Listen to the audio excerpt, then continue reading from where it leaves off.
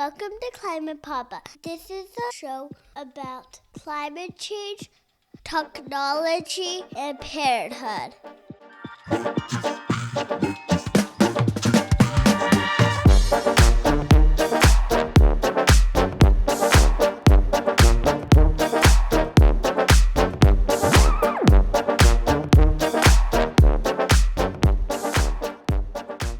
Welcome to Climate Papa. I'm Ben Idelson. I'm based in Seattle, and I invest in product-led climate companies. And I'm a papa to two kids, a 5-year-old girl and a 2-year-old boy.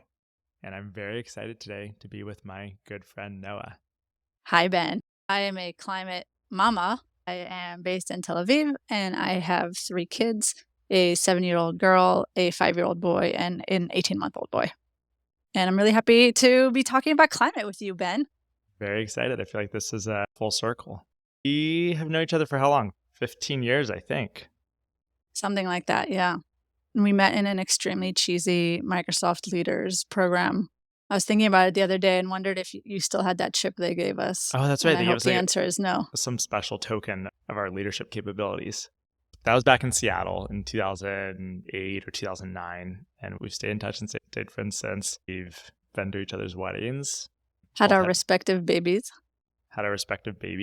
But yeah, how are your kids? What's happening? What's going on these days with them? My kids are great, and I say that because they're asleep, which is my favorite mode that they operate in. My daughter is finishing the first grade, and my smallest child is barely a toddler. And so I'm feeling like I'm getting a broader swath of the parenting experience than I used to. And I can tell you it gets better. I haven't had to deal with full teenage yet. So I feel like I'm hitting that sweet spot of elementary school where they're just brilliant and hilarious and actual like humans you want to hang out with and not just need machines. How was the move from 2 to 3? For the most part, it's more of the same, just logistically. It gets worse because now you're in zone defense. There's no longer one-on-one player. You have to move to how many humans can one person juggle at any given time? Whenever I talk to people at 3, I always hear zone defense. And I've been wondering, like, is there an analogy that's not a football one for that experience? Or is that just like such the perfect analogy? I thought it was a basketball analogy. This is why I do climate change technology podcasts. Let's steer clear of the sports talk. Of all the sports. That sounds, although our daughter, she's 5, so we're like trying all the things. We're like, just in the last few months, we've had dance, we've had t-ball, we've had basketball. And it's like really interesting to like let her try these different things and see what sticks. And she loves basketball. It's like most engaged she's been in activity. When she started 2 months ago, she could barely dribble the ball. She didn't really understand how the game worked. And she just played a game yesterday. And it was like, really, she like got it. She was like passing to the other kids on the team. They were like passing to her. She like scored not a touchdown, but like made a basket. She does not get these skills from her father. No. We should transition to talk about how it all connects to climate and how did we start talking about climate? I don't even remember. I think it was 2021. I was pregnant with my third, and I was at Google, and you and I were having one of our occasional, advising me on what do I do now when I hit a plateau at work. Yeah. And I think in one of those conversations, you had brought up this topic of climate is happening and how am I going to talk to my kids about that and what side of history am I going to be on? Kind of a value-oriented conversation. It kind of took root in my brain. Maybe it was partially because I was pregnant. The more time went on, the more this kind of circled in my mind and turned into a really, what am I doing? How is what I'm currently occupying myself with? Am I going to be promoted? And what's my growth track at this corporation? And it turned into, what am I doing with my life? And what's my role going to be? And not only how am I going to talk to my kids about it in the future, but how am I going to talk to them about it now? And the thought of going back to work and working on enterprise database migrations seemed like rearranging the deck chairs on the Titanic. And so that was for me the point at which I said, okay, I have to go figure out what I'm doing with this. Yeah. And the climate anxiety is real. And for me, the outlet is doing something about it. It delights me to no end that it had an impact and has recruited you over to this side. And hopefully this conversation has more of that, right? When you're in Israel, is it a different context? Where were you 2 years ago, kind of before that conversation? I think it was a number of things. I think one of the things that made it like a place where it could connect more easily was that I had felt like after, 15 years or so working in the data services space that I had seen it and done it and was sick of having the same conversations. And from an Israel standpoint, I think we were thinking about this is the place where we want to live long term, but all of a sudden questions about does it make sense that we buy real estate here? What's it going to be like here in 30 years? Those were definitely things that had started coming up in my mind around those kind of life decisions. Could you give folks a Noaa career 2-minute overview so people know what you were bringing into it? So at Microsoft, I was working on SQL Server and on other data products. I was working on Power BI, so I was working on analytics and BI products. I left Microsoft to lead product at a startup called Illuma that built data infrastructure as a service. We were acquired by Google 4 years ago. So I was building data products at Google as part of Google Cloud. And about 3 years into that was when we had our fateful conversation. We don't know who's going to listen to this thing yet. So there's going to be people that are like, oh yeah, data products. I know ETL pipelines and Redshift. Is that what you mean? Yes. And there's people that are like, what are you talking about data products? So for someone who's in the what are you talking about camp? Very fair. So at Microsoft working on databases, I think fairly straightforward, SQL Server and so on. Working on analytics products, so products that build dashboards, products that help customers get insights into their data. And data infrastructure is the pipes in between. So if you want to be able to build the dashboard, you need to be able to get the data out of the database and be able to mash it up with other data, be able to slice and dice it and see it in different views, get access to it quickly, stream that data from one place to another. And most recently at Google, I was building a database migration service that was helping enterprise customers to move data out of their databases into the cloud and data streaming service. My hunch is it's probably similar to how I felt about my time at Stripe, which was like, this is really important infrastructure. It's positive that this stuff gets better. And then when faced with looking at climate and like the kind of existential moments, do I need to keep like working on data infrastructure? So where did you go from there after that conversation that we had? Yeah, to your point, I could have made a really long and lucrative career continuing to work on data platforms. How do you think about the comfort and convenience for your family and what your work? You were like rising in this field. You were known in Google and outside as like a product leader in this pretty fundamental piece of infrastructure. And you have at that moment 2 young kids and pregnant with a third, and you're like, this is the time to blow up this path. How did you wrestle with that? I definitely want to acknowledge that I'm coming at this transition from a place of privilege. I've had a career that has put me in a position that I can pivot fully and be able to maintain some degree of the type of role that I've been doing up to this point. And also I have a partner who works in tech and we are not financially unstable. So that put me in a position where I can make the transition. And that being said, I also, to your point, had no idea how to start. Climate is not a space. It is many spaces with endless deep dive capabilities into so many different domains. And so my first step was thinking, can I continue this transition, but do so while remaining at Google? While pregnant, I started speaking to other teams at Google, and I ended up getting to a team called Startups for Sustainable Development. We had hundreds of startups in the program and thinking, what software, what services could Google deliver that could help all of these startups make more impact in their respective SDG focus areas? SDGs being UN's Sustainable Development Goals. Seems like an amazing way to get a sense of all these different things going on. Did it give you the apprenticeship that you were hoping for? It did. I was exposed to a lot of different areas in climate. I did deep dives on carbon markets and smallholder farmers and food security. And so I was able to dabble in doing deep dives in spaces. I was able to be exposed to a lot of what was being built what was working and not working, what was making an impact and not making an impact, which is a very important aspect of climate. So it really was a boot camp across the board. Thank you for reviewing the Climate Tech Software Guide. You dropped a number of very thoughtful comments, including one about what is actually impactful and measuring impact. How do you think about the impact you're looking for? How do you think about measurability of impact? It is, I think, one of the more important, but one of the least figured out areas of climate. I think in some spaces it is much more close at hand, being able to understand impact, particularly around very scientific measurable aspects of climate work like direct air capture or renewables and avoided emissions. And especially when you think about mitigation versus adaptation, like how do you measure impact from an adaptation standpoint? Is it quality of life years? Is it deaths? Is it number of farmers that are insured? There's so many metrics and it really matters. Very famously at this point, the measurements and the what's called MRV, measuring, reporting, and verification around carbon markets, it's blowing up because it's very hard to do. To connect the dots there to like some recent news that people might have seen is, I think it was like the lawsuit against Delta Airlines is around this. Right? Delta Airlines purchased or planned to purchase enough offsets that are, I think, considered at this point to be very low quality and cheap.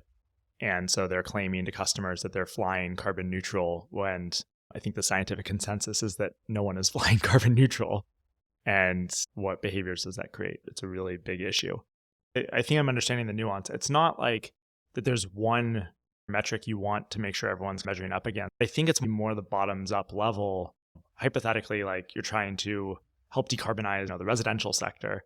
And so you're helping more heat pumps get installed and replace gas furnaces. You don't necessarily have control over the electricity in the regions you're in. And so like the net climate impact is actually maybe going to be a second order benefit or improvement. It might still be 10 years before the power grid flips over. If that's the case, our metric is the electrification of the demand here. And here's the thesis around why that electrification is important. We can recognize we're providing this leading indicator that like these can be decarbonized homes, but it's going to be a lagging metric of like actual reduced emissions because we don't have control. I guess that's what I'm trying to tease apart. That's 100% true. There's a tendency, especially when you look at the way MRV is done in carbon markets, to focus on emissions and tons of CO2. Yep.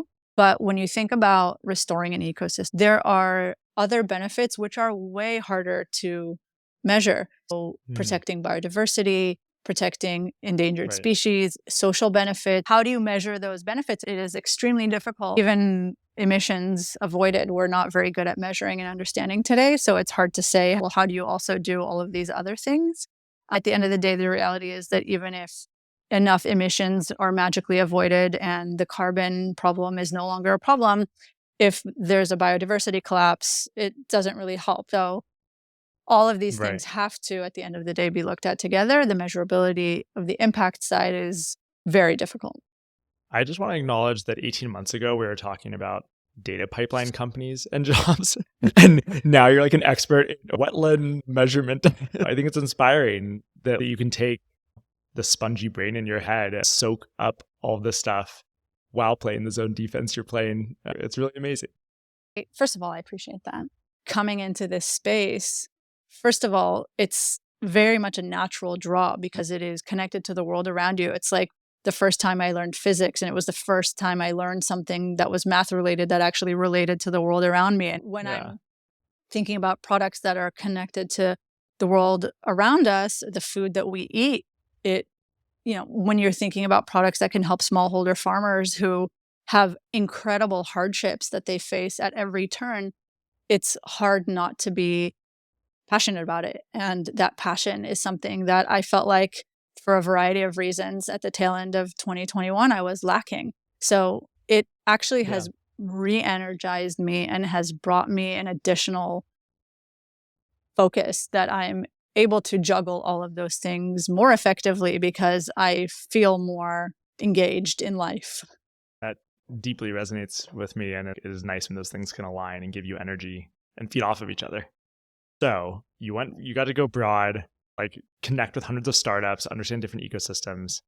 And then what happened? I started just passively looking, and I saw an opportunity, and it turned out over the course of a few conversations in my mind to be kind of an opportunity that I couldn't let pass by. Like it seemed like it would be in my mind one that got away if I didn't do it. I joined a very small pre-seed startup called InRange. I joined as the VP product. What you see in the commercial and industrial real estate, so warehouses, industrial parks, and other kind of retail spaces, there's very little solar utilization. It's for a variety of reasons. It's hard to implement, and it's expensive, and it takes time. And seeing your roof as an asset class when you're an asset manager and what you're thinking is about driving portfolio value, there's a lot of friction. What we do is we go to these landowners and these tenants in these commercial industrial buildings, and we facilitate the process of them fully utilizing their roof with solar. And we make that process much more seamless and fast and cost effective. And what ends up happening is when a building is fully utilized, there are going to be some buildings that are net exporters, meaning they use less than what they generate. Because let's say you're a distribution warehouse and you have a huge roof because you're a giant warehouse, but you don't really need more than to keep the lights on and minimal air conditioning. And you're going to have buildings that are net consumers. So let's say it's a building that's a supermarket with a lot of refrigeration. And you end up creating these networks of nodes where some need more, some create more, and you can match them, and you can match them locally. So now you're having to deal much less with transmission costs and having to do things at utility grade. You're able to guarantee offtake, meaning that if I am utilizing my whole roof and I'm a net exporter, it usually doesn't make financial benefit to me. It doesn't make financial sense to put so much solar on my roof. It costs a lot of money. But if someone's guaranteeing me that they're going to buy everything that's excess that I generate, that becomes a much better proposition. Once the solar is there, it's not like you're needing to run new distribution lines to, between the Costco and the, car warehouse.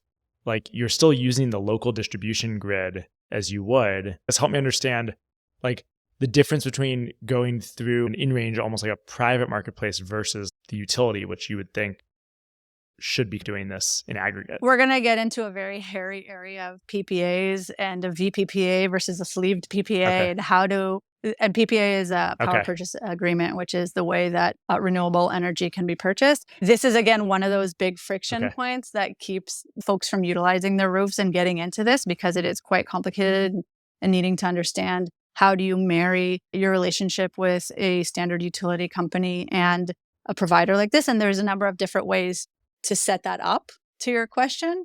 But I think the important point is we really do generate electrons that get fed into the grid. And you really can say that electron that was generated at this time in this location is the electron that was used. And when it comes to impact, right, when you're looking at these energy markets, this is actually time of generation matches time of consumption, especially when you're speaking locally. And the quality of let's say, the renewable energy certificates that can come, the traceability is much higher. And so to our point before about measurable impact, it's just much tighter loop and much easier to point at, this is the impact that I've had. As you were describing that, for some reason, I flashed to what you're saying about data pipelines. That's it's almost like a real-time streaming pipeline, but for energy. And so I definitely think that when I look back over my career and the things that I've learned and the things that I know how to do, and then trying to translate that into a climate focus, thinking about data platforms and what it means to do data at scale is super relevant in this space, because once you have all of these nodes and electrons being generated and buildings that have demand, and you understand at a very granular level what's happening, and you are able to predict what's going to happen, and you can route electrons in the highest value way, it becomes a data company. I think this is something that comes up in climate a lot. Easiest to measure impact companies have a physical component, right? It's very hard to say if I'm building a carbon accounting or an ESG platform that helps companies track their scope 2 and 3 emissions. For sure, there is an element of measurability because that's what you're trying to do. You're trying to move the needle on that. But it's not the same kind of direct measurability as I'm generating a renewable energy electron versus one that comes from fossil fuel. And companies that have a leg in the physical world definitely have that component. But in making this transition, as someone that has been building SaaS services for the majority of my career, there's a big question mark of how do I do that? Yeah. One of my criteria was a company where it's a tech company at the end of the day. with a physical component. And this is exactly that, right? At the beginning, we're pre-seed. Right now, we're focused on minimizing that friction and getting these installations up and facilitating this deal flow and making it so that these electrons are flowing. That's priority number one. But in time, and the vision is, what does that enable once you've done it at scale and you have these network effects and this marketplace dynamics in play? It becomes it's a tech company that grows into a data company. Some of the folks in tech don't think that there's that many of these types of businesses to build here. And I think there are so many. There's so many that touch in a very real way the physical world, where you can say, because InRange existed and did this project, this solar panel was installed on this warehouse and is being purchased by this grocery store. That's a really physical impact. I think there's a lot more companies like this that are going to be hugely impactful companies. A lot of people don't hear about them or don't see them. And that was one of the motivations that my brother Nathan and I had in getting that guide out there, to just say there's a ton of this stuff to look at and to think about and to go start those companies or go join those companies. I mean, we got here based on the systems that are in place that are not there for no reason, right? Many of them need to be modified. Some of them need to be dismantled. And it requires a new way of thinking. And when I speak to John, our CEO, he says to me, I want you to keep those fresh eyes, because that's what's going to help bring disruption into this field. If you were from the energy field, it'd be much harder to think about how do we do things in a new way. So I think that's a lot of the value that people can bring that are not from climate. If you're looking at industries that need to be changed, is you have fresh eyes. Thanks for going through InRange. I have a much better idea of all the things you all are doing and all the impact you'll have. Very cool company. If someone's listening is interested in learning more from you or the company, where would you like them to go? We're hiring software engineers, Python, full stack, data science. We're hiring a content manager. We're hiring a head of finance. Go to our website. There's a lot of opportunity to join. Okay. Well, there we go. Listeners, feel free to reach out to me on LinkedIn. Anything you're reading, listening to that you feel like was particularly interesting the last week? I tend to avoid reading too much about climate change because it affects my climate anxiety in a way that I don't feel like is offset by working in my particular space. Not a measurable offset. I do enjoy listening to Catalyst as a podcast because it's a great podcast. Very positive and technical, and it's about things that can be done and not just about how horrible things are going to be, which there's plenty of information about that. I have actually just been reading the Netflix's CEO wrote about how to build high-performing teams. It's a super interesting read about how do you build a company that has a high talent density and executes with autonomy and has a lot of openness and candor and just a really healthy kind of company culture. And that's one of the really great things about going into an early stage company. I'm reading this at the behest of the CEO, so because that's what he takes to heart also, which is really fun and exciting. So thinking about how do you build this company with a culture that is sustainable, no pun intended. When you have 3 kids and you can't, this is not a ramen till 2 a.m. shop. You got to do this right. Yeah. You're moving into investing. So I'm trying to track moving into investing, helping climate startups. And then you have the belief, that there's a lot of human capital that can be deployed at this problem that is not currently being deployed, and you can accelerate that. It's not clear to me if and how you see these coming together, or is it part of the Ben Idelson personal brand of I'm going to get points in heaven through tikkun olam of getting all of these multifaceted things going? I don't know is the answer. I left Stripe over a year ago now. And when I did that, I said, I want work to be things that give me energy, and I want it to have a positive impact on climate. Those were my 2 guiding principles. And this is where I am jumping a little more intensely back in a year later. It's the results of experimentation and what's organically bubbled up. I found that I love the early days of startups and talking to founders about what they're trying to figure out, talking to product people about what are customers actually asking for here, and how do we explain it to them, and how do we explain it to investors, and how do we explain it to who people we're hiring, and is it the right thing? Is it the right strategy? What are the ramifications of this product decision? I've really enjoyed advising and investing in a number of companies. I've found that I really like working with and through others and the way that collaboration plays out. So that's most of what I've been doing. the last like 6 months or year. And this podcast came about connecting this with like why I'm working on climate, which is deeply motivated with being a papa and trying to like, in addition to product and technology, I'm actually really interested in culture and psychology. And I think that a lot of people have climate anxiety and don't know where to do with it. Similar to you, how can I roll up my sleeves and do something? And this is part of that. But I actually think a lot of people I talk to are like, yeah, I kind of want to compartmentalize that over there. This is just a space to try and like process it, maybe with people who might be like a click or two ahead, like you. I want more people to be inspired. I want to make it more accessible, right? And I think like people hearing examples, I can just go learn about the space and come in, just given permission to like enter this garden of problems and knowledge, and then be an expert like you are in wetlands and biodiversity and new things. I don't know how these things will all eventually come together or not. I just want more people working on the problem. There's not enough companies. There's not enough like people like you running to join the companies at the beginning days. We need just more folks running towards it. We'll have to check in on this in like 6 months and see, or next week, and see what's evolved once it's all out there. It's like a startup, right? You're seeing a need and you're doing an MVP to fill it, and you have an idea of where it might go, but you don't necessarily know how it's all going to go yet. In that regard, it makes sense. And it's even more than that, like it's a very selfish startup. It's like, this is a product I want that didn't exist. And part of the project is like, I want to talk to people like you and like, have these conversations. And it's just like the stuff I want, which is great. One of the things I grapple with is the kind of not now reaction that people have. And it's counter to human nature. Like you think that things are going to be a certain way and people don't really like change. And it's not entirely clear to me what is the thing that makes people change. So for me, it was anxiety and feeling in a stable enough place to make the decision. People are buying real estate in Florida in droves, right? Like in Texas, in Scottsdale, Arizona. Those are realistically not places that it's going to be a good place to live. But people aren't changing the way that they're operating.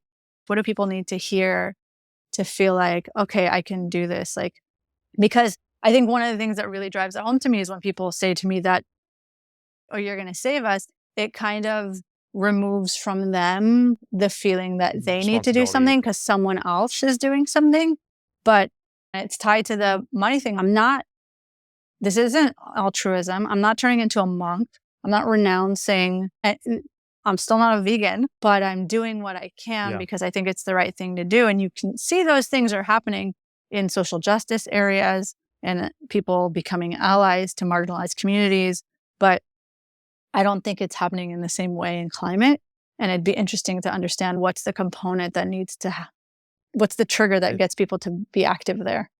I've been thinking about this a lot from a few different dimensions. If there were missiles being like launched into Florida, people would be like, I'm not going to live in the war zone, right? I'm not going to buy a property in the middle of a war zone. But missiles are being launched into Florida. We just don't have a human enemy to be afraid of. And so we don't actually know how to fear things outside of our scale. I think that's one big psychological issue I'm very deeply interested in, and interested to like, could there be an artistic and creative way to anthropomorphize elements of climate change or emissions in order to like help us have that foil? I think the second thing though is it unfortunately I think comes from like reactive systems change. State Farm Insurance last week, I don't know if you saw this, they said they won't sell someone insurance for a home in California. That is, I think of that like that sent like shivers down my spine. So then many banks won't give you a mortgage if you can't buy insurance. And so like that's what's going to happen, I think, to create massive changes in something like the real estate market. That's a societal statement of doesn't economically work anymore. Unfortunately, that kind of happens more reactively. I think, though, that we have the intensity of human impacting events is going to keep ramping up. And more and more people will be motivated. And I think more and more people will be motivated on all dimensions, from culture to technology to financial. I do think there's a building momentum 20 years later than I would have liked it to be. But we have to be present with the best we can do now is the best we can do. Like, we can't go back in time. We just got to keep, I think, like pushing as much as we can on all of these things, including culture, including big financial systems. The best time to start working on climate is 20 years ago, and the second best time is today. There's a great piece, the executive director of Drawdown talks about, I think people get really wrapped up in 1.5 degrees C as this like threshold, and because we've really built it up, and it's good to have a goal and to work backwards from the goal. And yes, 1.6 is worse than 1.5, but 1.7 is worse than 1.6. So this analogy that really stuck with me was actually like quitting smoking. Right now we smoke 10 packs a day. And yes, it'd be great if we never started smoking. It'd be great if we quit today, but if we can go back down to 5 packs a day today, that's what we should do. It's about doing everything we can as quickly as we can. And software and product and Noaa and InRange are all a big part of that. So thank you. So a lot of what I focus on is accepting that given the way that we are as humans and the arc of time and what has happened in history, it couldn't have been any different than it is. Like in anything else, thinking any other way it's just not possible. You can't go back in time, and it is what it is because of who we are. And it releases a lot of my kind of anger about the situation and gives me, in a lot of ways, more hope, because at the end of the day, part of surrender, and in the last 5 years, I've gotten a lot more into the Buddhist Zen style teachings. Part of it is understanding that when you come to a place of action from a place of surrender, and you understand it is the way that it is, and I accept the way that it is, and now I'm going to take the next step that I can to correct it. And at the end of the day, everything is transient, right? So it's deciding how we want to live while we are here for the short amount of time that we are. And how we want to collaborate, and all these things, companies, economies, nation states, these are all forms of just like a species collaborate. How do we want to collaborate with the other monkeys on the planet to try and like do a thing? It's also recognizing the same way that we mentioned earlier, you can't decouple carbon emissions from biodiversity, from social justice and in local communities. And everything is interconnected, including us and the world. And along the way, we forgot that. And when you bring it back, you understand how all of us have a role to play in shifting it. Even if you're not, quote unquote, doing anything, you're still a part of that ecosystem. Totally. One thing you hit on around like anger, it does feel like there is, especially in the political realm, climate enemies to be had, right? There's people that like want, to make sure we can't move to induction stoves and make that a cultural war, or massive industries, obviously, that have spent the last few decades stopping action because of economic interests. I have a default response of like intense anger. It's like, you've done this and it's impacting me and my family and all of these things. And at the same time, realizing that from that interconnectedness that you're saying, like from a people perspective, I'm not just trying to improve things here for me and my kids.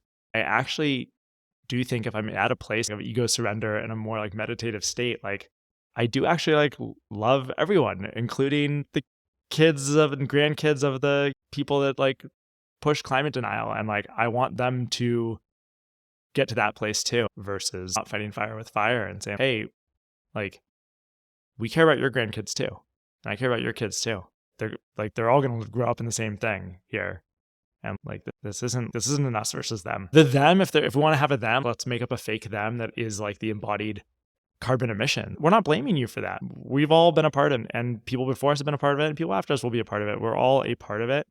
And I, like, as much as I can love a different species or a tree, or I should love the children of the folks that maybe most put through some of the harms here. And if we're honest, we've all benefited from it. Oh, absolutely. Our current lifestyle, both have lived comfortable lifestyles that are enabled by international travel. The Industrial Revolution. Yeah. We should feel clear on, and that a lot of progress is enabled by that. And I think actually dismissing that removes kind of validity to like having a full observant view, right? And it's in lobbyists and pundits, and it's in a lot of people's interest to politicize it and to make it an us versus them, because then it keeps us in the status quo. And if you look at massive change that has happened across other avenues, a lot of it is people in your family, people in your community. It's seeing the people around you that are doing something that represents something, and then it happens. And I think one of the things, apropos climate, Papa, I think it's similar around gun control and around climate also is mothers for, fathers for, those types of things, because those are people that are focusing on future generations and not just about maximizing their own local profits. Do you know the story of Amsterdam and the whole bike love? No. You know how, have you been to Amsterdam? I've never been, but Yes. have you been? Mhm. Okay, it's like amazing, right? Bikeable for kids, a lot of walkable streets with no car. I think 30, 40 years ago, it was like Los Angeles. It was the car town. They were like building highways. And I should look up the date, but a reporter's kid was tragically killed in a car accident. And they made it their mission and created a movement around that. And the translation was Stop the Child Murder. It wasn't like X company stop the child murder, right? It was like, hey, society, like we need to stop murdering children. Like we've built this car dependent way of life and we need to evolve away from this because what are we doing? We're like literally killing too many children every year that don't need to die. And that evolved to what now this Amsterdam that we know today is this like idyllic, clean air, bike friendly, kid friendly place. That didn't happen abstractly. It wasn't even someone's vision. It was actually in reaction to saying we shouldn't live like this because, as you said, as parents, with our kids. And so that can be an overwhelming feeling. But I think it's actually an inspiring example. It is unfortunately like more politicized now than ever before. How can we not anchor on caring about that thing? So anyways, yeah, climate pop is maybe one slice for me of trying to do this. And unfortunately, I don't think that there's like a formula for what precipitating event is going to cause things. No. And I think at the scale that this thing needs to happen at the end of the day, it needs to rely on the current markets. And you can see it with what's happened now with the war in Ukraine. That has been such an incredible precipitating event. It's really accelerated the adoption of renewable energy. And it is absolutely horrifying But that's, yeah. that it's been more than a year and the absolute atrocities that are going on there. And then you say, oh, but in the fullness of time and with the zoom out and with this, we're not able as humans to deal with tragedy at that scale. Apropos grandchildren of Holocaust survivors, like you have like a dissonance in your brain and you block it out. And then you think, okay, in the grand scheme of things, but at the end of the day, in the grand scheme of things, maybe things will get better, maybe they won't. But at the individual level, there's still going to be a lot of like random suffering. And we are probably the ones that are the most insulated from it, which is why I think there's, on the one hand, there's a climate anxiety, but there's also the climate guilt. I know that my consumption and my comfortable lifestyle and my existence has been a bigger contributor to this. And you see this when you go to Africa and the conversation of, we didn't cause this, 3% of emissions, but they're the ones that are taking the brunt of the changes in the climate and the horrible droughts that are happening right now on the Horn of Africa, and the children are starving. And that's the reality. And we separate ourselves from it. But when you think about it as a whole system, that's the system that we live in. Yeah.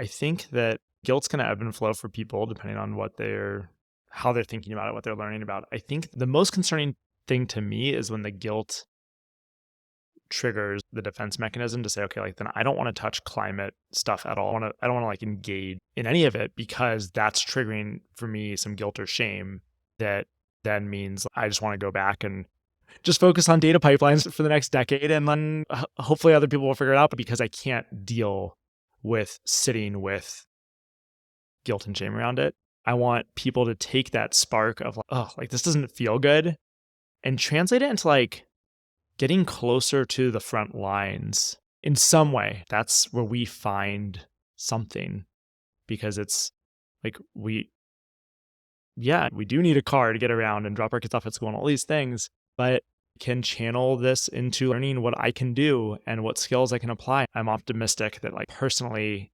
engaging with it is the most important thing I can do and figuring out where that engagement goes. I would love to figure out, even in my own life, when I share with people that are in my life about my calling to move into the space and my need to act, a lot of times it's met with a step back from me. And there have been people that have literally said, it's going to happen anyway, so I may as well enjoy life while it lasts. Like this kind of dejected thing. I've even had my partner sometimes hint that I'm making things awkward or making things tense by talking about the fact that, y'all, the world is burning and we're at the barbecue. And I'm the type of person that doesn't mind making people uncomfortable because it's something that I really believe in. But I'm sure that's not necessarily the best way to put people into action. if I'm putting them like on the defensive or making the retreat. Interesting. Yeah. My gut reaction is I think we need all spectrums of conversation. I do think I haven't seen the latest way she's showed up, but I don't think Greta like made people feel comfortable. I think it was that like presence of direct truth telling, say it like it is, impact on people can become a rallying point because people are tired of sweeping something under the rug that is, it's like the elephant in the room for our species. Yes, people don't necessarily want to see the elephant, but I think there's the spectrum from that to the other end of, okay, when you're ready, here's the books about the elephant. When you're ready, here's the guide. Like when you're ready, here's the glasses to help you see it. But right? even those things I think is really dependent on the person, because I started reading Speed and Scale, and it gave me such strong anxiety that I had to stop, and I was like sampling it. And I think it really depends Just on so the person. overwhelming. It's overwhelming. You know, I think kind of like a Daniel Kahneman, Dan Ariely, Brene Brown kind of tactic in this is like the behavioral psychology direction of what's the in, how do we get around the way our brains work and our natural defense mechanisms and create an in-group around this. I think at the end of the day, there are going to be some Amsterdam-esque like precipitating events. There's going to be some global policy changes. There's going to be some Ukraine war situations. Like, why did BLM start? Because of George Floyd. Were there not enough unarmed Black men that died before that? I don't know what it was. Was it because it was during the pandemic? How do you create that moment? Like, we are too complex of a system to be able to understand that. So it's going to be a lot of moments, and some of them are going to be way too late. But if I think about humanity in 500 years, I think we're going to be in a better situation than we are today. I think the next 10 years are going to be rough and like going to be really polarizing. But I actually think 30 to years from now, I think we'll be like, oh yeah, like the right things are happening. I'm not optimistic about what those living through those years might be like for us at moments, and not to get like super overwhelmed and anxious about all the effects. If you zoom to society 20, 30 years from now, I think the right investments will be being made at that point, because it'll just be too extreme. Like it'll just be the voices will be too loud. Like all these places are going to become uninhabitable. So people are going to have to move. We're going to start really acutely, even if you're just like purely greedy market capitalist, you're going to have to really start to say, okay, if this place becomes uninhabitable, that means 20 years from now, like my nation state is going to crumble because this is not a politically stable situation anymore. And so I think that, again, the State Farm insurance thing is just an example of this. Okay, you can ignore this all you want, and then you no longer can buy property in one of those valuable property on the planet. I fear, though, that we're coming at this from too privileged of a standpoint, because, I don't even think that it's necessarily about climate policy at this point. It's how are we as a society going to continue to hold this thing together? And on the one hand, again, like if you take the broad view, 300 years ago, you could go to the town square and watch someone being hanged and then go have supper, right? That's not that long ago. And at the end of the day, and then there was no cars and none of the things that we know today. Yeah, it's all very new. It's all very new. And the speed at which things change, and I'm trying, my best case is to, again, do the surrender thing and see it from a pace away and say that in 5 or 50 years, I'm going to be dead and none of it's going to matter to me. And then it really zooms into that really screwed up but realistic of, I just hope that I never live to see something happen to my kids, because that, at the end of the day, all my climate anxiety, like this not knowing of what's that going to look like, how that's going to affect my kids. When my daughter says, unrelated to climate change, because she's 7 and she's exploring with what is the potential of her life, she goes, I'm going to have 7 kids. I'm going to have 0 kids. I'm going to do this. I'm going to do that. And I think it's possible that I'll never see a grandkid, and maybe it'll be for the better for it. And it really makes you kind of question everything that you knew or thought about the way that life was going to unfold. And there's way more questions than, it feels like there's no stable ground to walk on. That makes you kind of drop into the moment and say, I can't deal with the not knowing. There's so many variables. I'm just going to be where I am right now. And the reality is that's always been the case for everyone all the time. And it's a matter of tragedy happens, and at different rates to different subpopulations all the time. And I was actually this was in the last conversation I had with my friend Julia as a therapist. Like, to function, we have to have a certain amount of healthy denial in order to like get up and go through the day. Because if you think about all the things that could go wrong or that are going wrong even if they're not even you, but to other people, like we can't function. Our global connected world does overload us with all the things going on in a way. It also paralyzes our ability to process like what is actually a risk to me, in what way.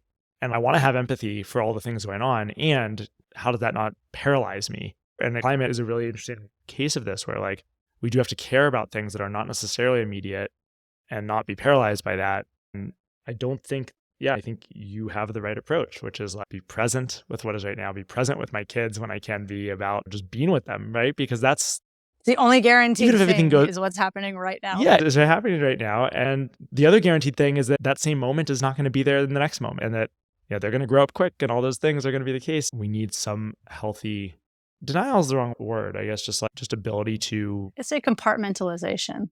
Like I have to be able to hold the knowing and put it in a box and put it aside for the moment. And like sometimes I bring it out and I look at it and it motivates me towards something or it illuminates something.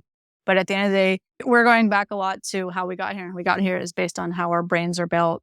And you are not built to for this world. For the world that we built for ourselves, which is ironic. But at the end of the day, I cannot handle knowing that a kid got shot in Texas. And then I hear that and I start crying because I think about my kid. And we're not built for that, right? That's why we were in small tribes and everyone knew each other. And in group, out group is for your own protection for a reason. And the same way, your brain is not built, you're not built to deal with something that hasn't happened yet. And so when you imagine something that hasn't happened yet, your body physically goes through as though it was happening. Like your physiological, because it was either there's a lion or there isn't.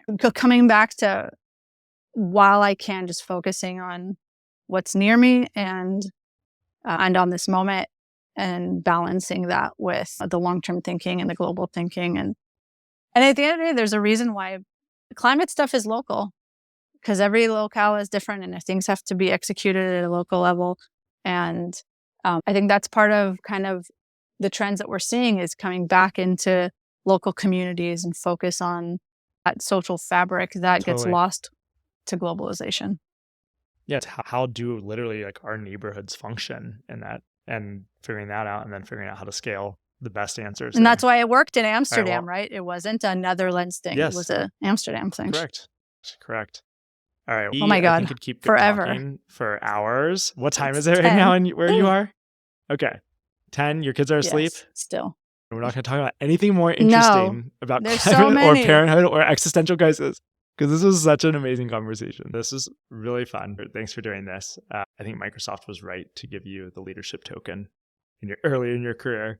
I'm really excited for you and excited to keep following along on all of this. Thanks for coming on and chatting. First, up to this point, being such a big part of my friend group, but also career guidance and being a big part of my transition to climate. And I'm really excited that you're putting in so many efforts to democratize that and get more people on board. When people say to me, "Oh, you're going to save us," I hate that, because this is too big a problem with too many things that need to happen. And it's an all hands on deck kind of situation. So I'm really excited that this could reach people that want to get involved. Get more hands. Let's get more hands. Thanks, Matt. All right. Thanks, Noah. Well, that's episode 7 of Climate Papa. I loved this conversation. We covered so much range, from Noah's journey as a data product leader and ramping up in energy marketplaces to the existential rabbit hole we got to go down and unpacking all of the climate feelings. So thanks for listening.